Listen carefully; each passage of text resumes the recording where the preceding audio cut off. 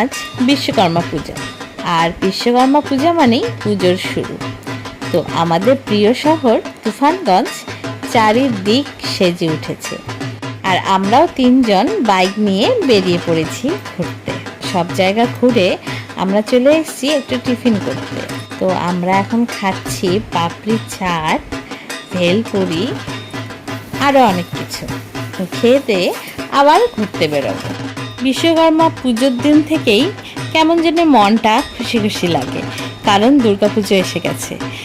এবার এত তাড়াতাড়ি পুজো, কে বলবে সামনের রোববারই মহালয়া, আর তারপর থেকেই আমাদের দুর্গাপুজো শুরু।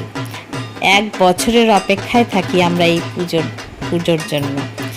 আজকের জন্য এইটুকুই। আবার দেখা হবে তোমাদের সঙ্গে আবার একটি নতুন ভিডিও নিয়ে। ততক্ষণের জন্য tata, bye bye, take care.